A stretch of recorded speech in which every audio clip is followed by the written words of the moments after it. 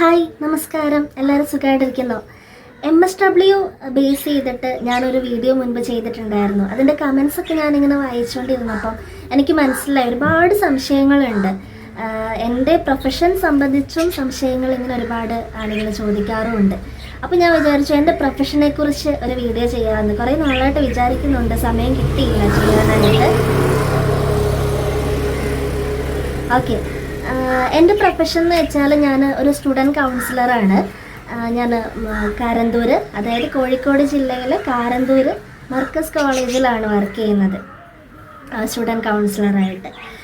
കുറച്ച് വർഷങ്ങളോളം ഞാൻ സ്റ്റുഡൻറ്റ് കൗൺസിലറായിട്ട് തന്നെ സ്കൂളിലായിരുന്നു വർക്ക് ചെയ്തുകൊണ്ടിരുന്നത്.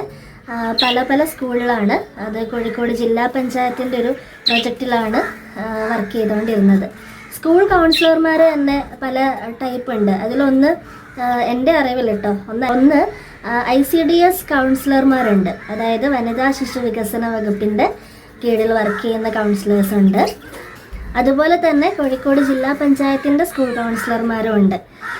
അപ്പോൾ കോഴിക്കോട് ജില്ലയിലെ കാര്യമാണ് കേട്ടോ ഞാൻ പറയുന്നത്. മറ്റ് ജില്ലകളിലെ കാര്യങ്ങൾ എനിക്കറിയില്ല. പിന്നെ ICDS കൗൺസിലേഴ്സ് എല്ലാ ജില്ലകളിലും ഉണ്ടെന്നറിയാം.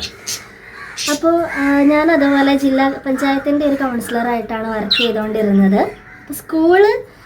സ്കൂളിലാവുമ്പോഴും കോളേജിലാവുമ്പോഴും ജനറലായിട്ട് കുറേ കാര്യങ്ങൾ ഞാൻ പറഞ്ഞുതരാം. കോമൺ ആയിട്ടുള്ള കാര്യങ്ങൾ, റോൾസാണ് ഞാൻ പറയാൻ പോകുന്നത്. സ്റ്റുഡൻറ്റ് കൗൺസിലർ എന്ന് കേൾക്കുമ്പോൾ എല്ലാവരുടെയും ഒരു മൈൻഡിൽ ഒരു സ്റ്റുഡൻറ്റ് വരുമ്പോൾ നമ്മൾ കൗൺസിലിംഗ് കൊടുക്കുന്നു, ആ ഒരു പിക്ചറായിരിക്കും ഉണ്ടാവുക. അത് കറക്റ്റാണ്, നമ്മൾ കൗൺസിലിംഗ് കൊടുക്കുന്നുണ്ട്. പക്ഷേ അതിലുപരി നമ്മൾ മനസ്സിലാക്കേണ്ട കുറേ കാര്യങ്ങളുണ്ട്. ഒരു സ്റ്റുഡൻറ്റ് കൗൺസിലർ എന്ന രീതിയിൽ നമ്മൾ സക്സസ്ഫുൾ ആവണമെങ്കിൽ, അല്ലെങ്കിൽ നമ്മൾ ആ ഒരു പ്രൊഫഷൻ നല്ല രീതിയിൽ ചെയ്യണമെങ്കിൽ കുറേ കാര്യങ്ങൾ നമ്മൾ അറിഞ്ഞിരിക്കണം. അത് ഞാൻ പറഞ്ഞുതരാം. എൻ്റെ ഞാൻ ചൂസ് ചെയ്ത പ്രൊഫഷൻ ആയതുകൊണ്ട് തന്നെ ഞാൻ ഒരുപാട് ഇഷ്ടപ്പെട്ട് ആണ് ചെയ്യുന്നത്. ഓക്കെ, അപ്പോൾ എൻ്റെ അനുഭവങ്ങളിൽ നിന്നുള്ള കാര്യങ്ങൾ മാത്രമാണ് കേട്ടോ ഞാൻ ഷെയർ ചെയ്യുന്നത്. ഇതിൽ കൂടുതൽ റോൾസ് റെസ്പോൺസിബിലിറ്റീസ് ഉണ്ടാവാം. അപ്പം ഞാൻ കാര്യങ്ങൾ പറയാം. ഒന്നാമത്, നമ്മളൊരു ഹെൽത്തി റിലേഷൻഷിപ്പ് മെയിൻറ്റെയിൻ ചെയ്തിട്ടുണ്ടാവണം. ആരോടാ? സ്റ്റുഡൻസിനോട് മാത്രമാണോ? ഒരിക്കലും അല്ല. നമ്മൾ ആ ഒരു ഏത് ഇൻസ്റ്റിറ്റ്യൂഷനാണോ, ഒരു സ്കൂളാണോ കോളേജാണോ, അവിടുത്തെ അധ്യാപകർ, അവിടുത്തെ ഓഫീസ് സ്റ്റാഫ്, അങ്ങനെ എല്ലാ സ്റ്റാഫ് മെമ്പേഴ്സിനോടും, അതുപോലെ അവിടുത്തെ സ്റ്റുഡൻസിൻ്റെ പാരൻസ് വിസിറ്റ് ചെയ്യുന്ന സമയത്ത് പാരൻസ്, അങ്ങനെ ആ ഒരു ഇൻസ്റ്റിറ്റ്യൂഷൻ ബേസ് ചെയ്തിട്ടുള്ള എല്ലാവരോടും നല്ലൊരു ഹെൽത്തി റിലേഷൻഷിപ്പ് നമ്മൾ ബിൽഡ് ചെയ്തിട്ടുണ്ടാവണം. അത് മെയിൻറ്റെയിൻ ചെയ്ത് കൊണ്ടുപോയിട്ടും ഉണ്ടാവണം. എങ്കിൽ മാത്രമേ നമുക്ക് നല്ല രീതിയിൽ വർക്ക് ചെയ്യാനുള്ളൊരു എൻവയോൺമെൻറ്റ് അവിടെ കിട്ടുകയുള്ളൂ. പല സ്കൂൾ കൗൺസിലർമാരും ഷെയർ ചെയ്യാറുണ്ട്, അവർക്ക് വർക്ക് ചെയ്യാനുള്ളൊരു എൻവയോൺമെൻറ്റ് ഇല്ല, അവിടെ ആരും സപ്പോർട്ട് ചെയ്യുന്നില്ല, ആരും ഒരു സിവിയർ കേസ് എന്തെങ്കിലും വരുമ്പോൾ അത് ഹാൻഡിൽ ചെയ്യാനായിട്ടോ ഒന്നിനും നമ്മളെ ഹെൽപ്പ് ചെയ്യുന്നില്ല എന്നൊക്കെ. അതിൻ്റെ ഒരു റീസൺ മേ ബി ഇതായിരിക്കും. നമുക്ക് അവിടെ ഒരു ഹെൽത്തി ഫ്രണ്ട്ഷിപ്പ്, ഒരു ഹെൽത്തി റിലേഷൻഷിപ്പ്, ഫ്രണ്ട്ഷിപ്പ് എന്ന് ഞാൻ പറയില്ല, ഒരു ഹെൽത്തി റിലേഷൻഷിപ്പ് എല്ലാവരുമായിട്ടും കീപ്പ് ചെയ്യാൻ പറ്റുന്നില്ലെങ്കിൽ നമ്മളവിടെ ഫെയിലിയറായി പോകും. കാരണം സ്റ്റുഡൻറ്റ് കൗൺസിലർക്ക് കേസസ് കിട്ടണമെങ്കിൽ നമുക്ക് കുറേ വഴികളുണ്ട്. സ്റ്റുഡൻറ്റ് കൗൺസിലർ എപ്പോഴും ക്യാബിൻ കൗൺസിലറായിട്ട് തന്നെ ഇരിക്കുന്നതിനോട് എനിക്ക് പേഴ്സണലി യോജിപ്പില്ല. കാരണം ഞാൻ അങ്ങനെയല്ല. ക്യാബിൻ കൗൺസിലറായിട്ട് വേണമെങ്കിൽ നമുക്ക് ഫുൾ ടൈം നമ്മുടെ കൗൺസിലിംഗ് റൂമിൽ ഇരുന്നിട്ട് വർക്ക് ചെയ്യാം. അത് നമുക്ക് ഭയങ്കര കംഫർട്ടബിൾ ആയിരിക്കും. കാരണം വേറെ എങ്ങോട്ടും പോകണ്ട, ആ ഒരു കൗൺസിലിംഗ് റൂമിൽ തന്നെ ഇങ്ങനെ ഇരുന്നാൽ മതി. പക്ഷേ അങ്ങനെ ഇരിക്കുമ്പോഴുള്ള കുറേ പ്രശ്നങ്ങൾ എന്തൊക്കെയാണെന്നറിയാം. നമുക്ക് സ്റ്റുഡൻസിന് പേഴ്സണലി അറിയാൻ പറ്റില്ല, അവരുമായിട്ട് ഇൻട്രാക്ട് ചെയ്യാൻ പറ്റില്ല. അതുപോലെ നമ്മൾ ആ ഒരു ഇൻസ്റ്റിറ്റ്യൂഷനിലെ ഒരു മെമ്പറാണെന്ന് പോലും മറ്റുള്ളവർക്ക് ഫീൽ ചെയ്യത്തില്ല. അപ്പോൾ നമ്മൾ എന്താ ചെയ്യേണ്ടത്? ഒരു സ്കൂളാകുമ്പോൾ നമുക്ക് ഒരുപാട് ക്ലാസ് മുറികൾ ഉണ്ടാവും അല്ലേ? ആ ക്ലാസ് മുറികളിൽ ചെല്ലണം. കോളേജ് ആണെങ്കിലും നമ്മൾ ആ ഒരു ഓരോ ഡിപ്പാർട്ട്മെൻറ്റിലും നമ്മൾ പോകണം. അവിടുത്തെ സ്റ്റാഫിനോടും അവിടുത്തെ സ്റ്റുഡൻസിനോടും ഒക്കെ നല്ല രീതിയിൽ സംസാരിക്കണം, ഇൻട്രാക്ട് ചെയ്യണം. അതിനൊരു വഴി ഞാൻ യൂസ് ചെയ്യുന്ന ഒരു മാർഗം എന്ന് വെച്ചാൽ അവയർനെസ് പ്രോഗ്രാംസ് ചെയ്യുക എന്നുള്ളതാണ്. ഒരുപാട് ഫ്രീ അവേഴ്സൊക്കെ വരും അല്ലേ നമുക്ക്, സ്കൂളിലാണെങ്കിലും കോളേജിലാണെങ്കിലും. അപ്പോൾ നമുക്ക് അങ്ങനെ ഫ്രീ അവേഴ്സ് വരുമ്പോൾ നമ്മളെ വിളിക്കണം എന്ന് നമ്മൾ ഓരോ ഡിപ്പാർട്ട്മെൻറ്റിലും പറയണം. അതുപോലെ ഓരോ ടീച്ചേഴ്സിൻ്റെ അടുത്ത് നമ്മൾ പറയണം, ഏതെങ്കിലും ഫ്രീ അവർ ഉണ്ടെങ്കിൽ എന്നോട് പറയണം, ഞാൻ കയറിക്കോളാം എന്ന രീതിയിൽ പറയണം. അങ്ങനെ പറയുമ്പോൾ നമുക്ക് എന്താണ്, ഒരുപാട് ടോപ്പിക്സ് ഉണ്ട് നമുക്ക് അവയർനെസ് കൊടുക്കാനായിട്ട് കുട്ടികൾക്ക്, അല്ലേ? മുതിർന്ന കുട്ടികളാണെങ്കിലും ചെറിയ കുട്ടികളാണെങ്കിലും ഒത്തിരി ടോപ്പിക്സ് ഉണ്ട്. നമ്മൾ അതിനനുസരിച്ച് നോളജ് കളക്ട് ചെയ്തുകൊണ്ടിരിക്കണം എന്ന് മാത്രമേ ഉള്ളൂ കേട്ടോ. അപ്പം ഞാനൊരു എക്സാമ്പിളായിട്ട് കുറച്ച് ടോപ്പിക്സ് പറഞ്ഞുതരാം. ജനറലി ഞാൻ ചെയ്യാറുള്ളത്, ഇപ്പം കോളേജിലാണെങ്കിൽ അവിടെ ടോക്സിക് റിലേഷൻഷിപ്സിൻ്റെ ക്ലാസ് കൊടുക്കാറുണ്ട്. കാരണം ഒരുപാട് സോഷ്യൽ മീഡിയ വഴിയും ഒക്കെ ഫേക്കായിട്ടുള്ള പ്രൊഫൈലൊക്കെ ഉണ്ടാക്കി ഒരുപാട് മിസ്യൂസ് ചെയ്യുന്നുണ്ട് ആളുകളല്ലേ. അപ്പം ടോക്സിക് റിലേഷൻഷിപ്സിൻ്റെ ഒരു അവയർനെസ് കൊടുക്കാറുണ്ട്. അതുപോലെ നമ്മുടെ ടീനേജ് പ്രോബ്ലംസ്, അങ്ങനെ mobile addiction, online game addiction തുടങ്ങിയ ഒരുപാട് കാര്യങ്ങൾ. അതുപോലെ നമുക്ക് ഈ സെക്ഷുവാലിറ്റിയെക്കുറിച്ച്, ഡിഫറെൻറ്റ് ടൈപ്സ് ഓഫ് സെക്ഷുവാലിറ്റി, അങ്ങനെ ഒരുപാട് കാര്യങ്ങളുണ്ടല്ലേ. അപ്പോൾ നമുക്ക് ദിനം പ്രതി ഒരുപാട്, ഇപ്പം നമ്മൾ ദിവസവും നമ്മൾ ന്യൂസൊക്കെ കാണുകയാണെങ്കിൽ, പത്രം വായിക്കുകയാണെങ്കിൽ നമുക്ക് മനസ്സിലാവും ഓരോ ദിവസവും നടന്നുകൊണ്ടിരിക്കുന്ന സംഭവങ്ങൾ വളരെ ഡിഫറെൻ്റാണ്. ആ ഒരു അനുഭവങ്ങളൊക്കെ നമ്മുടെ മൈൻഡിൽ ഉണ്ടാവണം, നോളജ് നമ്മുടെ മൈൻഡിൽ ഉണ്ടാവണം. എന്നാൽ മാത്രമേ നമുക്ക് നല്ല രീതിയിൽ ഒരു ക്ലാസ്സൊക്കെ കൊടുക്കാൻ പറ്റത്തുള്ളൂ. നമ്മൾ ബൈഹാർട്ട് ചെയ്തിട്ട് പോയിട്ട് പറയല്ലല്ലോ ചെയ്യുന്നത്. പിന്നെ ഒരുപാട് എക്സാമ്പിൾസ്, സ്റ്റോറീസ് ഒക്കെ നമ്മുടെ മൈൻഡിൽ ഉണ്ടായിരിക്കണം. എന്നാൽ മാത്രമേ നമുക്ക് ഒരു ക്ലാസ് മുറിയിൽ ചെന്നിട്ട് ഒരു നല്ല രീതിയിലൊരു അവയർനെസ് സ്റ്റുഡൻസിന് കൊടുക്കാനായിട്ട് പറ്റത്തുള്ളൂ. ഓക്കെ, അപ്പോൾ ഫസ്റ്റ് ആദ്യമായിട്ടൊക്കെ നമ്മളൊരു അവയർനെസ് ക്ലാസ്സൊക്കെ കൊടുക്കുമ്പോൾ നമുക്ക് മൈൻഡ് ചിലപ്പം ബ്ലാങ്ക് ആയി പോകുന്ന സിറ്റുവേഷൻസൊക്കെ ഉണ്ടാവാം. അത് നോളജിൻ്റെ ഷോർട്ടേജ് കൊണ്ടാണ്, ഞാൻ അങ്ങനെയാണ് മനസ്സിലാക്കുന്നത്. കാരണം നമ്മൾ ഒരുപാട് ബുക്സ് വായിക്കണം. ഇപ്പോൾ ഫോണിലാണ് നമ്മൾ ഒരുപാട്, ഫോൺ യൂസേജ് കൂടുതലാണ് നമുക്കെങ്കിൽ കുഴപ്പമില്ല, അത് പോസിറ്റീവായിട്ടുള്ള വഴികളിലൂടെ നമ്മൾ ചെയ്യണം. ഒരുപാട് ഓൺലൈൻ ബുക്സൊക്കെ അവൈലബിൾ ആണല്ലോ, അതൊക്കെ വായിക്കാൻ, ന്യൂസിൽ കാണുക. ഓരോ ദിവസവും നമ്മൾ അപ്ഡേറ്റ് ആയിക്കൊണ്ടിരിക്കണം, നമ്മുടെ നോളജ് നമ്മൾ അപ്ഡേറ്റ് ചെയ്തുകൊണ്ടിരിക്കണം. അപ്പോൾ നോളജ് മാക്സിമം കൂട്ടാനായിട്ട് നമുക്ക് നമ്മൾ ഏത് ഇൻസ്റ്റിറ്റ്യൂഷനിലാണോ വർക്ക് ചെയ്യുന്നത് അവിടുത്തെ കോളേജ് ലൈബ്രറിയോ സ്കൂൾ ലൈബ്രറിയോ ഒക്കെ നമുക്ക് ഉപയോഗിക്കാം. സൈക്കോളജി റിലേറ്റ് ചെയ്തിട്ടുള്ള സബ്ജക്ട്സ് നമ്മൾ വായിച്ചുകൊണ്ടിരിക്കണം. സോഷ്യൽ വർക്ക് റിലേറ്റ് ചെയ്തിട്ടുള്ളത് വായിക്കണം. അതുപോലെ വ്യക്തിത്വ വികസനത്തിന്, പേഴ്സണാലിറ്റി ഡെവലപ്മെൻറ്റിന് വേണ്ടിയിട്ട് എന്തൊക്കെ ചെയ്യാം എന്നുള്ളത് ഒരുപാട് ബുക്സ് ഉണ്ട്. ഓക്കെ, ആ ബുക്സുകളൊക്കെ വായിച്ചുകൊണ്ടിരിക്കണം. കൗൺസിലിംഗ് റിലേറ്റ് ചെയ്തിട്ടുള്ള കാര്യങ്ങൾ അപ്ഡേറ്റ് ചെയ്തുകൊണ്ടിരിക്കണം. ഓക്കെ, നമ്മൾ പരമാവധി നോളജ് കളക്ട് ചെയ്യുക വേണം. കാരണം നമുക്കൊരു കൗൺസിലറുടെ ഏറ്റവും വലിയ അഡ്വാൻറ്റേജ് എന്താ, അവർക്ക് എപ്പോഴും കേസസ് ഉണ്ടാവണമെന്നില്ല കൗൺസിലിങ്ങിന് വേണ്ടിയിട്ട്, അല്ലേ? അപ്പോൾ കുറച്ച് സമയം വരെ നമുക്കൊരു ഗ്യാപ്പ് കിട്ടുമ്പോൾ നമുക്ക് ബുക്സ് വായിക്കാൻ പറ്റും. ബുക്സ് വായിച്ച് ഒരുപാട് നോളജ് കളക്ട് ചെയ്യാൻ പറ്റും. ഞാനാണെങ്കിലും ഫോണിൽ ഓൺലൈൻ ബുക്സൊക്കെ വായിക്കാറുണ്ട്. ഒരുപാട് നല്ല നല്ല ആളുകൾ എഴുതിയ അവരുടെ നോട്ട്സ് കാര്യങ്ങളൊക്കെ വായിക്കാറുണ്ട്.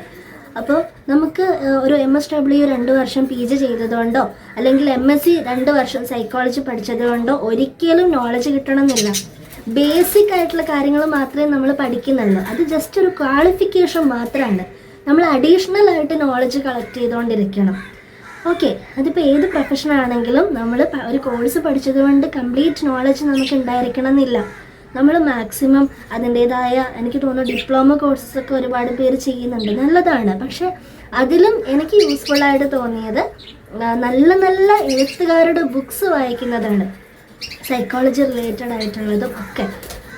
നിങ്ങൾക്ക് ആർക്കെങ്കിലും അങ്ങനെ കുറേ സൈക്കോളജി റിലേറ്റ് ചെയ്തിട്ടുള്ള മലയാളം, ഇംഗ്ലീഷ് ബുക്സ് അറിയണമെന്നുണ്ടെങ്കിൽ കമൻ്റായിട്ട് പറഞ്ഞാൽ മതി, അതിനെക്കുറിച്ചൊരു വീഡിയോ ചെയ്യാം കേട്ടോ.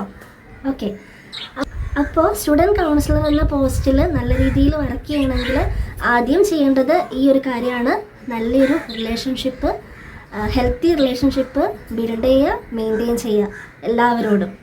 പിന്നെ രണ്ടാമത് മാക്സിമം നോളജ് കളക്ട് ചെയ്യുക. അത് എനി സോഴ്സസ് എവിടെ നിന്ന് വേണമെങ്കിലും നമുക്ക് കളക്ട് ചെയ്യാം.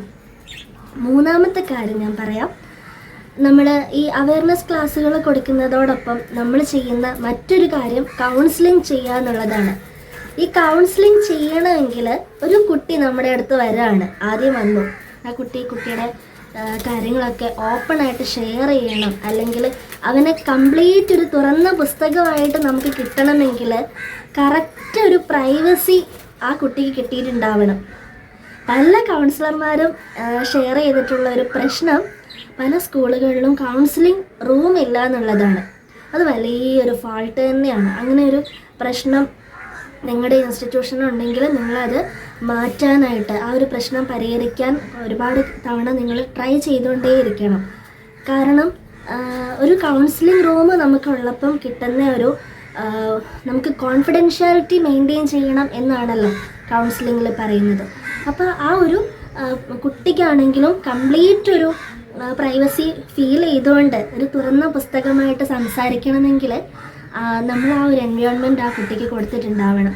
അത് നമ്മുടെ ഇൻസ്റ്റിറ്റ്യൂഷൻ്റെ മാനേജ്മെൻറ്റിനെ പറഞ്ഞ് മനസ്സിലാക്കാൻ നമുക്ക് പറ്റണം. മുൻപ് വർക്ക് ചെയ്ത സ്കൂളുകളിലൊന്നും കൗൺസിലിംഗ് റൂം ഇല്ലായിരുന്നു. നമുക്ക് ഇരിക്കാനായിട്ടൊരു സ്പേസ് തരും എന്നല്ലാതെ ഒരു പ്രൈവസി ഫീൽ കുട്ടികൾക്ക് കൊടുക്കാനായിട്ട് എനിക്കൊന്നും പറ്റിയിട്ടില്ല. അതിൻ്റെ ഒരുപാട് നെഗറ്റീവ്സ് എനിക്ക് ഫീൽ ചെയ്തിട്ടുണ്ട്. ഞാൻ ട്രൈ ചെയ്തിട്ടുണ്ട് ഒരു കൗൺസിലിംഗ് റൂം കിട്ടാനായിട്ടൊക്കെ, പക്ഷെ നടന്നിട്ടില്ല സ്കൂളുകളിൽ കേട്ടോ. പക്ഷേ മർക്കസ് കോളേജിൽ എനിക്ക് ആ ഒരു ഫെസിലിറ്റി ഉണ്ട്, കൗൺസിലിംഗ് റൂമുണ്ട്.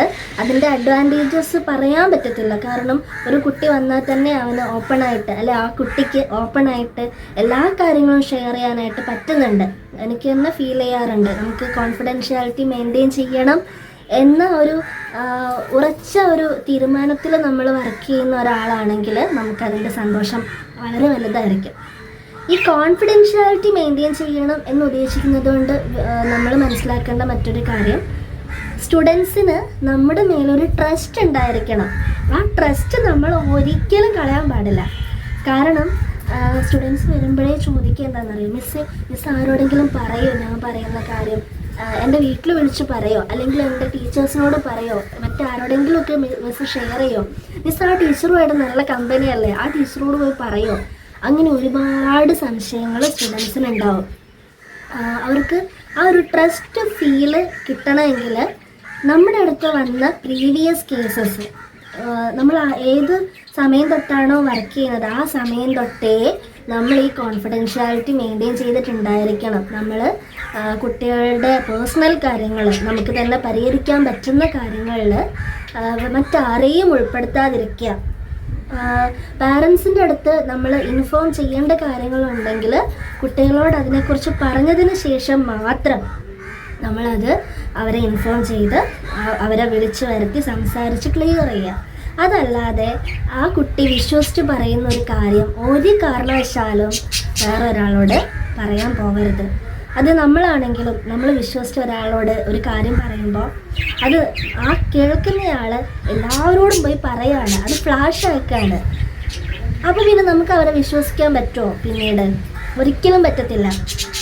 അപ്പം ആ ഒരു കാര്യം ഒരു കൗൺസിലർ എന്ന രീതിയിൽ നമ്മളോട് കുട്ടികൾക്ക് ഒരു ട്രസ്റ്റ് ഉണ്ടാവണമെങ്കിൽ നമ്മൾ ഒരിക്കലും നമ്മൾ അറിയുന്ന കാര്യങ്ങൾ മറ്റാരോടും പോയിട്ട് പറഞ്ഞു നടക്കരുത്. അത് വളരെ മോശമായിട്ടുള്ള കാര്യമാണ്. അപ്പം എനിക്ക് തോന്നുന്നു അങ്ങനെ നമ്മുടെ മേലെ ഒരു ട്രസ്റ്റ് വന്നാൽ ആ കുട്ടി തന്നെ മറ്റു കുട്ടികളോടും പറയും, ആ മിസ്സിനെ കണ്ടാൽ മതി, മിസ് നിൻ്റെ എല്ലാ പ്രോബ്ലംസും പരിഹരിച്ച് തരും, അല്ലെങ്കിൽ ഷെയർ ചെയ്ത് കഴിയുമ്പോൾ നിനക്കൊരു സമാധാനം കിട്ടും, മിസ് ആരോടും പറയില്ല, അത് ഉറപ്പാണ്. ആ ഒരു രീതിയിൽ ആ കുട്ടി തന്നെ മറ്റു ഫ്രണ്ട്സിനോടും കൂടി പറയും. നമുക്ക് കൂടുതൽ കേസസ് നമ്മുടെ അടുത്തേക്ക് വരുകയും ചെയ്യും. കേസില്ല എന്ന് പറഞ്ഞിരിക്കാൻ പാടില്ല.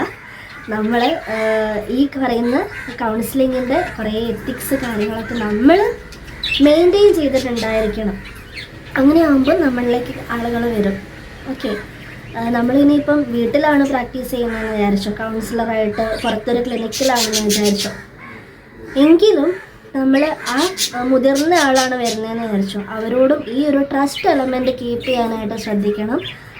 നമ്മൾ പേഴ്സണലി അറിയുന്ന ആളാണെങ്കിൽ പോലും അവരുടെ രഹസ്യങ്ങൾ അവർ നമ്മുടെ അടുത്ത് പറയുന്ന കാര്യങ്ങൾ വേറൊരാളുടെ അടുത്ത് പോയിട്ട് പറയാതിരിക്കുക. ഓക്കെ, അപ്പോൾ ട്രസ്റ്റ് ഉണ്ടായിരിക്കണം, കോൺഫിഡൻഷ്യാലിറ്റി മെയിൻറ്റെയിൻ ചെയ്തിട്ടുണ്ടാവണം. ഓക്കെ, പിന്നെ ഈ നമ്മുടെ സൊസൈറ്റി ഒരു ലവ് ബേർഡ്സ് സൗണ്ട് ഉണ്ടാക്കുന്നതാണ് കേട്ടോ. കേൾക്കുന്നുണ്ടാവുമല്ലോ അല്ലേ? ഇവിടെ നമ്മുടെ സൊസൈറ്റീൻ്റെ ഒരു കാഴ്ചപ്പാടിൽ ഒരു സൈക്കോളജിസ്റ്റ് അല്ലെങ്കിൽ ഒരു കൗൺസിലർ എന്ന് പറയുമ്പോൾ അവരെ ഒരുപാട് ആളുകൾ ഇങ്ങനെ റോൾ മോഡൽ ആക്കാനായിട്ടൊക്കെ ശ്രമിക്കുന്നവരുണ്ട്. എനിക്ക് പേഴ്സണലി ഫീൽ ചെയ്തിട്ടുമുണ്ട്. പിന്നെ നമ്മൾ ചെയ്യുന്ന കാര്യങ്ങൾ ആളുകൾ ഒരുപാട് ഒബ്സർവ് ചെയ്യുന്നുണ്ട് അല്ലേ? കൗൺസിലറാണ്, അവരെപ്പോഴും പെർഫെക്റ്റ് ആയിരിക്കും അല്ലെങ്കിൽ ആയിരിക്കണം എന്നുള്ളൊരു കാഴ്ചപ്പാടിലാണ്. ഇപ്പം ഈ കൗൺസിലർമാർ മനുഷ്യരാണല്ലോ. മറ്റുള്ളവർ മനസ്സിലാക്കേണ്ട ഒരു കാര്യം അതാണ് ശരിക്കും. ഈ ഡോക്ടേഴ്സിന് ഒരു പനി വരുമ്പോൾ കുറുന്തോട്ടിക്കും വാദമോ എന്ന് ചോദിക്കാറില്ലേ? അതുപോലെയാണ് ഒരു കൗൺസിലർക്ക് എന്തെങ്കിലും ഒരു വിഷമം, ഒരു സങ്കടം അല്ലെങ്കിൽ ഒന്ന് കരയാണെന്ന് വിചാരിച്ചോ, അപ്പം ചോദിക്കും നീ ഒരു കൗൺസിലറല്ലേ, നിനക്ക് അറിയാൻ പാടുണ്ടോ, നിന്റെ മെൻ്റൽ ഹെൽത്ത് ആദ്യം ഓക്കെ ആക്ക് എന്ന രീതിയിൽ പറയുന്നവരുണ്ട്. പക്ഷെ മനസ്സിലാക്കേണ്ട കാര്യം നമ്മളും മനുഷ്യരാണ്. നമുക്കും എല്ലാ മനുഷ്യരെ പോലെയും ഫീലിങ്സ് ഉണ്ട്. നമ്മളത് എക്സ്പ്രസ് ചെയ്യുക തന്നെ വേണം അല്ലേ? ഹോർമോൺ ചേഞ്ചസ് വരുന്നുണ്ട്. അതിൻ്റെ ഭാഗമായിട്ട് ചിലപ്പം ഭയങ്കര ദേഷ്യം വരും, മൂഡ് സ്വിങ്സ് വരും, ഒക്കെ വരും. പക്ഷെ പരമാവധി കൗൺസിലേഴ്സ് നിങ്ങളോടാണ് ഞാൻ പറയുന്നത്, പരമാവധി നമ്മൾ ശ്രദ്ധിക്കണം. നമ്മുടെ മെൻ്റൽ ഹെൽത്ത് ഓക്കെ ആക്കി വെക്കാനായിട്ട് നമ്മൾ ശ്രദ്ധിക്കണം. പല കൗൺസിലേഴ്സും പറയാറുണ്ട് അവർക്ക് ഈ സ്കൂളിൽ വർക്ക് ചെയ്യുമ്പോൾ നമുക്ക് ഭയങ്കര മെൻ്റൽ സ്ട്രെസ് കൂടുതലായിരിക്കാനാണ് സാധ്യത. കാരണം സ്കൂളിൽ ഞാൻ വർക്ക് ചെയ്ത ഒരു അനുഭവം വെച്ച് പറയുകയാണ്, നമുക്ക് അണ്ടർ 18 ആണ് അല്ലേ, 18 വയസ്സ് താഴെ ആയതുകൊണ്ട് പോക്സോ റിലേറ്റഡ് കേസസ് ഒക്കെ വരുമ്പോൾ നമുക്ക് അതിൻ്റെ എൻക്വയറിൻ്റെ ഭാഗമായിട്ട് ഒരുപാട് നമ്മുടെ സ്റ്റേറ്റ്മെൻറ്റ് അവരെടുക്കും. ഇപ്പോൾ പോലീസൊക്കെ ഇൻവോൾവ് ആവുമല്ലോ. അപ്പം നമുക്ക് കുറച്ചൊരു പ്രഷർ പല ഭാഗങ്ങളിൽ നിന്നും വരാൻ സാധ്യതയുണ്ട്. കുട്ടികൾ മൊഴി മാറ്റുമ്പം അതിൻ്റേതായ ടെൻഷൻ വരും. അതുപോലെ കൊച്ചു കുട്ടികളെ ഡീൽ ചെയ്യാൻ വളരെ ബുദ്ധിമുട്ടാണല്ലോ. അപ്പോൾ കൊച്ചു കുട്ടികളാകുമ്പം അവരെ കൗൺസിലിംഗ് ചെയ്യാമെന്ന് വെച്ചാൽ കുറച്ച് ടാസ്ക് തന്നെയാണ്. അത് ഞാൻ മനസ്സിലാക്കുന്ന ഒരു സത്യമാണ്. അപ്പം അണ്ടർ 18 ആയതുകൊണ്ട് തന്നെ കുറേ മെൻ്റൽ പ്രഷർ കാര്യങ്ങൾ നമുക്ക് വരും. അപ്പം ഈ പറയുന്ന എന്നോട് സംസാരിച്ച കൗൺസിലേഴ്സ് ആണെങ്കിലും എന്നോട് പറഞ്ഞത്, പിന്നെ അവർ മറ്റ് കൗൺസിലർമാരുടെ അടുത്ത് കൗൺസിലിങ്ങിന് പോകുന്നുണ്ടെന്നാണ്. അതിലൊരു തെറ്റും ഞാൻ പറയുന്നില്ല. കാരണം നമുക്ക് എവിടെയെങ്കിലും നമ്മുടെ ഒരു ടെൻഷൻ, നമ്മുടെ ഒരു സ്ട്രെസ്സ് പോയിട്ട് കളയണം അല്ലേ? ഒരു പക്ഷെ നമ്മുടെ പാർട്ട്ണറോട് ഷെയർ ചെയ്താൽ കുറേ ഓക്കെ ആവുമായിരിക്കും, നല്ലൊരു പാർട്ട്ണർ ആണെങ്കിൽ. അല്ലെങ്കിൽ നമുക്ക് ഒരു എക്സ്പേർട്ടിൻ്റെ അടുത്ത് തന്നെ പോയി നമ്മുടെ മെൻ്റൽ ഹെൽത്ത് ആദ്യം ഓക്കെ ആക്കിയതിന് ശേഷം മാത്രമേ കൗൺസിലിംഗ് ചെയ്യാനിരിക്കാൻ പാടുള്ളൂ. ഇല്ലെങ്കിൽ എന്താ, നമുക്കൊരിക്കലും നല്ല രീതിയിൽ ഒരാളെ ഗൈഡ് ചെയ്യാനോ അയാളുടെ പ്രശ്നങ്ങൾ ആക്റ്റീവായിട്ട് ലിസൺ ചെയ്യാനോ ഒന്നിനും നമുക്ക് പറ്റത്തില്ല. നമ്മുടെ കോൺസെൻട്രേഷനെ പോയിട്ടുണ്ടാവും നമ്മൾ മെൻ്റലി ഡൗൺ ആണെങ്കിൽ അല്ലേ? അപ്പോൾ അത് നമ്മൾ ശ്രദ്ധിക്കണം. അപ്പം നമ്മുടെ മെൻ്റൽ ഹെൽത്ത് ഓക്കെ ആക്കി വെക്കാൻ നമ്മൾ ട്രൈ ചെയ്യണം. ഓക്കെ, അതുപോലെ തന്നെ നമ്മളെപ്പോഴും പ്ലസൻ്റ് ആയിട്ടിരിക്കുക. എന്നോട് എൻ്റെ കോളേജിൽ ചില ടീച്ചേഴ്സൊക്കെ പറയാറുണ്ട്, മിസ്സിനെ കാണുമ്പോൾ ഒരു പോസിറ്റീവ് ഫീലിംഗ് ആണെന്ന്. സത്യം പറഞ്ഞാൽ ഞാൻ പണ്ട് ഇങ്ങനെയൊന്നും അല്ലായിരുന്നു. ഞാൻ ഭയങ്കര മുഖമൊക്കെ വീർപ്പിച്ച് നടക്കുന്ന ആളൊക്കെ ആയിരുന്നു. പക്ഷെ കുറേ എൻ്റെ ഹസ്ബൻഡിൻ്റെ ഇൻഫ്ലുവൻസ് ആണ് കേട്ടോ. എൻ്റെ ഹസ്ബൻഡ് ഒരു ഹാപ്പിനെസ് ബോംബാണ്. അങ്ങനെ തന്നെ ഞാൻ പറയുള്ളൂ. കാരണം പുള്ളി ഭയങ്കര ഹാപ്പി പേഴ്സണാണ്, എപ്പോഴും ഹാപ്പിയാണ്. അപ്പോൾ പുള്ളി എനിക്ക് നമ്മുടെ കൂടെയുള്ള ആൾ പോസിറ്റീവാണ്, നമ്മൾ ഓട്ടോമാറ്റിക്കലി പോസിറ്റീവായിട്ട് മാറും. അപ്പം എൻ്റെ മൈൻഡിൽ ഒരുപാട് നെഗറ്റീവ് തോട്ട്സ് കാര്യങ്ങളൊക്കെ ഉണ്ടായിരുന്നു. പക്ഷേ ഇപ്പം ഞാൻ ഓരോ കാര്യങ്ങളെയും പോസിറ്റീവായിട്ട് എടുക്കാനായിട്ട് പഠിച്ച് വരെയാണ്. കുറേ കാര്യങ്ങളിൽ ഇപ്പോഴും നമ്മൾ പെർഫെക്റ്റ് ഒന്നും അല്ലല്ലോ ആരും. കുറേ കാര്യങ്ങൾ ഇപ്പോഴും എനിക്ക് നെഗറ്റീവ് തോട്ട്സ് ഇങ്ങനെ തോട്ട്സ് ഇൻസേർഷൻ വരുമെന്ന് പറയില്ലേ, ആ ഒരു സംഭവം വരാറുണ്ട്. പക്ഷെ ഞാൻ പരമാവധി പോസിറ്റീവായി മാറാൻ ശ്രമിക്കുന്നുണ്ട്. അപ്പം പ്ലസൻ്റ് ആയിട്ടിരിക്കുന്നതിന് കുറേ കാര്യങ്ങൾ നമുക്ക് ചെയ്യാൻ പറ്റുന്നത്, ഒന്ന് ചിരി. നമ്മുടെ മുഖത്തേക്ക് ഒരാൾ നോക്കുമ്പം ആ ആൾക്ക് കൊടുക്കാവുന്ന ഏറ്റവും വലിയ പോസിറ്റിവിറ്റി എന്ന് വെച്ചാൽ നമ്മുടെ മുഖത്തെ ഒരു പുഞ്ചിരിയാണ്. ആ ചിരി എപ്പോഴും ഉണ്ടായിരിക്കണം. ചിരിക്കുമ്പം അയാൾക്ക് കിട്ടുന്ന പോസിറ്റീവ് എനർജി പോലെ തന്നെ നമ്മുടെ ബോഡിയിലും ഹോർമോൺ ചേഞ്ചസ് ഉണ്ടാവുന്നുണ്ട് അല്ലേ? ഹാപ്പി ഹോർമോൺസ് പ്രവർത്തിച്ച് തുടങ്ങുന്നുണ്ട്. അപ്പം നന്നായിട്ട് ചിരിക്കുക. ചിരിക്കുമ്പോൾ തന്നെ മറ്റുള്ളവർക്ക് ഭയങ്കര ഒരു ഹാപ്പിനെസ് ഫീൽ ചെയ്യും കേട്ടോ. അപ്പം നമ്മളിപ്പോൾ ഈ പക്ഷികളെയും മൃഗങ്ങളെയൊക്കെ കണ്ടിട്ടില്ലേ, അവർ രണ്ട് പൂച്ചകളാണ് അടുത്ത് വരുമ്പം എപ്പോഴും കടിച്ചു കീറാൻ പോവുമല്ലോ, ഒന്ന് തൊട്ടുരുമ്മി പോവും, അല്ലെങ്കിൽ അവരൊന്ന് കുറച്ച് നേരം അടുത്തായിരിക്കും ഇരിക്കുക. അല്ലെ പക്ഷികളാണെങ്കിലും അവർക്ക് തമ്മിലൊരു കമ്മ്യൂണിക്കേഷൻ നടക്കുന്നുണ്ട്. പക്ഷെ നിങ്ങൾ ശ്രദ്ധിച്ചിട്ടുണ്ടോ, ഒരു പരിചയമില്ലാത്ത രണ്ട് മനുഷ്യർ തമ്മിൽ കണ്ട മൈൻഡ് ചെയ്യാറില്ല. ഒരു മനുഷ്യനാണെന്നുള്ള കൺസിഡറേഷൻ പോലും നമ്മൾ കൊടുക്കാറില്ല. വെസ്റ്റേൺ കൺട്രീസിലൊക്കെ ചിലപ്പോൾ ഉണ്ടെന്ന് തോന്നുന്നു അല്ലേ, ഒന്ന് ചിരിക്കുകയെങ്കിലും ചെയ്യും, അല്ലെങ്കിൽ ഒരു ഹായ് എങ്കിലും പറയും. പക്ഷെ നമ്മളങ്ങനെയൊന്നുമല്ല. നമ്മുടെ നാട്ടിൽ ഒരു പരിചയമില്ലാത്ത ആളാണെങ്കിൽ നമ്മൾ ഒരു കാരണവശാലും മൈൻഡ് ചെയ്യില്ല. ഇനി പരിചയമുള്ള ആളാണെങ്കിലോ നമ്മൾ ഒരു പക്ഷേ ഒന്ന് ചിരിക്കുമായിരിക്കും, പക്ഷെ ചിരിക്കാൻ പോലും മറക്കുന്നവരുണ്ട്. അപ്പോൾ നമ്മൾ പ്ലസൻ്റ് ആയിരിക്കാൻ എപ്പോഴും ശ്രദ്ധിക്കുക. പിന്നെ അതുപോലെ തന്നെ നമ്മുടെ അപ്പിയറൻസ് ഒരു വലിയ ഫാക്ടറാണ്. നമ്മളെപ്പോഴും നല്ല ഗുഡ് ലുക്കിംഗ് ആയിട്ട് തന്നെ പോവുക, നല്ല ഡ്രസ്സൊക്കെ ചെയ്ത് നല്ല രീതിയിൽ നമ്മൾ പോവുക. അതുപോലെ നമ്മൾ നന്നായിട്ട് ഫുഡ് കഴിച്ച് ഹെൽത്തി ആയിട്ടിരിക്കുക. ഹെൽത്തി ആയിട്ടിരുന്നാലേ നമുക്ക് എനർജി ഉണ്ടാവുള്ളൂ അല്ലേ. ഒരു കൗൺസിലർന്ന് വെച്ചിട്ടുണ്ടെങ്കിൽ നല്ല എനർജറ്റിക് ആയിരിക്കണം, എല്ലാവരോടും മിങ്കിൾ ചെയ്യാൻ പറ്റിയിട്ടുണ്ടാവണം. പിന്നെ ഞാൻ ആദ്യം തന്നെ പറഞ്ഞു, നമ്മളെല്ലാവരും മനുഷ്യരാണ്, പെർഫെക്റ്റ് ആയിരിക്കണം എന്നില്ല. പക്ഷെ നമുക്ക് ട്രൈ ചെയ്യാവുന്ന കാര്യങ്ങളാണ് കേട്ടോ ഞാൻ പറഞ്ഞു തരുന്നത്. പിന്നെ നമ്മുടെ ജീവിതത്തിലും കുറേ മാറ്റങ്ങൾ കൊണ്ടുവരാൻ ട്രൈ ചെയ്തുകൊണ്ടിരിക്കണം. എപ്പോഴും ഒരേ രീതിയിലായിരിക്കരുത് നമ്മുടെ ലൈഫ്. നമ്മുടെ ലൈഫിൽ ചെറിയ ചെറിയ കാര്യങ്ങൾ തൊട്ട് ചെറിയ ചെറിയ ചേഞ്ചസ് എപ്പോഴും വരുത്തിക്കൊണ്ടിരിക്കുക. എന്തെങ്കിലും മാറ്റം ഈ ഒരു കാര്യത്തിൽ കൊണ്ടുവരാൻ പറ്റുമോ എന്നുള്ളത് നമ്മളെപ്പോഴും ചിന്തിക്കണം. നമ്മളെപ്പോഴും ഞാൻ പറഞ്ഞ നോളജിൻ്റെ കാര്യത്തിൽ അപ്ഡേറ്റ് ആയിരിക്കണം. അതുപോലെ ചേഞ്ചസ് വരുത്തുന്നതിൽ നമ്മൾ ശ്രദ്ധിച്ചുകൊണ്ടേയിരിക്കണം. അപ്പോൾ നമുക്ക് ബോറടിക്കില്ല. നമ്മുടെ പ്രൊഫഷൻ ആണെങ്കിൽ പോലും അതിൽ പുതിയ പുതിയ കാര്യങ്ങൾ ഇംപ്ലിമെൻ്റ് ചെയ്യാനായിട്ട് നമ്മൾ ശ്രദ്ധിച്ചുകൊണ്ടിരിക്കണം. നമ്മളൊരു കൗൺസിലിംഗ് ചെയ്യുമ്പോൾ തന്നെ ഇപ്പം ഒരു ADHD ആയിട്ടുള്ളൊരു കുട്ടി വന്നു, ഹൈപ്പർ ആക്ടിവിറ്റി ഉള്ള. അപ്പോൾ ആ കുട്ടിക്ക് എന്തെങ്കിലും ഒരു എൻഗേജ് ചെയ്ത് ഇരുത്തിപ്പിക്കാൻ എന്തെങ്കിലും ഒരു ആക്ടിവിറ്റി കൊടുക്കണം എന്നാണെങ്കിൽ എപ്പോഴും ചെയ്തുകൊണ്ടിരിക്കുന്ന വർക്ക് തന്നെ കൊടുക്കാതിരിക്കുക, പുതിയ പുതിയ കാര്യങ്ങൾ കൊണ്ടുവന്ന് കൊടുക്കാം. ഓക്കെ, അതിന് നമ്മളെപ്പോഴും നല്ല നല്ല എക്സ്പേർട്സിൻ്റെ വർക്ക്ഷോപ്സ്, ട്രെയിനിങ് കാര്യങ്ങളൊക്കെ അറ്റൻഡ് ചെയ്താൽ വളരെ നല്ലതാണ്. ഓൺലൈനായിട്ട് മതി, ഓഫ്ലൈനായിട്ട് നമുക്ക് പോകാൻ പറ്റുന്നില്ലെങ്കിൽ ഓൺലൈനായിട്ട് തന്നെ അറ്റൻഡ് ചെയ്താൽ മതി. അപ്പോൾ നമുക്ക് കുറേ ആക്ടിവിറ്റീസ് കാര്യങ്ങളൊക്കെ നമുക്ക് കിട്ടും. ഞാനിപ്പോൾ പറഞ്ഞത് സ്റ്റുഡൻറ്റ് കൗൺസിലറിൻ്റെ റോള് മാത്രമാണ് കേട്ടോ. സോഷ്യൽ വർക്കർ എന്ന് പറയുമ്പോൾ വേറെ ഒരുപാട് പോസ്റ്റുകളുണ്ടല്ലോ MSWക്കാർക്ക്. അത് പിന്നെ നിങ്ങൾക്ക് ആർക്കെങ്കിലും അങ്ങനെ ഏതെങ്കിലും പോസ്റ്റിനെ കുറിച്ച് അറിയണമെങ്കിൽ ചോദിച്ചാൽ അറിയാവുന്ന കാര്യങ്ങൾ ഞാൻ പറയാം. പിന്നെ എന്തെങ്കിലും ഉണ്ടോ? കൗൺസിലിംഗ് റൂമിൻ്റെ കാര്യം ഞാൻ പറയാം. കൗൺസിലിംഗ് റൂം എപ്പോഴും നല്ല പോസിറ്റീവ് ഫീലിംഗ് കിട്ടുന്നതായിരിക്കണം. ഞാൻ എൻ്റെ കൗൺസിലിംഗ് റൂം ഞാനിവിടെ കാണിച്ചു തരാം. അതിൽ നമ്മൾ ഒരുപാട് ഇങ്ങനെ സാധനങ്ങൾ കുത്തി നിറച്ചൊന്നും വെക്കരുത്. നമ്മൾ ജീവിക്കുന്ന എൻവയോൺമെൻറ്റും നമ്മുടെ മൈൻഡുമായിട്ട് കണക്റ്റഡ് ആണെന്നല്ലേ പറയാം. നമ്മൾ ഒരുപാട് സാധനങ്ങളോടെ വലിച്ചു വാരിയിട്ട് നമ്മുടെ മൈൻഡും അതുപോലെ ആയിരിക്കും, മൈൻഡ് ഡിസ്ട്രാക്റ്റഡ് ആയിരിക്കും. നമ്മുടെ കൗൺസിലിംഗ് റൂം എപ്പോഴും നീറ്റ് ആൻഡ് ക്ലിയർ ആയിരിക്കണം. അവിടെ പോസിറ്റീവ് എനർജി കിട്ടുന്ന എന്തെങ്കിലും ഒരു പ്ലാന്റോ അങ്ങനെ എന്തെങ്കിലും ഒന്ന് വെച്ചാൽ മതി. പിന്നെ ലൈറ്റ് ഷെയ്ഡിലുള്ള കർട്ടനോ കാര്യങ്ങളൊക്കെ ആയിരിക്കണം. പിന്നെ എന്തെങ്കിലും ഉണ്ടോ?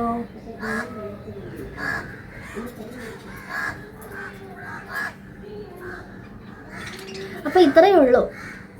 ഓക്കെ, ഞാൻ എന്തെങ്കിലും വിട്ടു പോയോന്നറിയില്ല. എന്തെങ്കിലും ഉണ്ടെങ്കിൽ നിങ്ങളുടെ ഡൗട്ട്സ് ചോദിച്ച് ക്ലിയർ ചെയ്യണം കേട്ടോ. പറ്റുന്ന സമയത്തൊക്കെ ഞാൻ റിപ്ലൈ തരാം. ഞാൻ കമൻസൊക്കെ കാണുന്നുണ്ട്.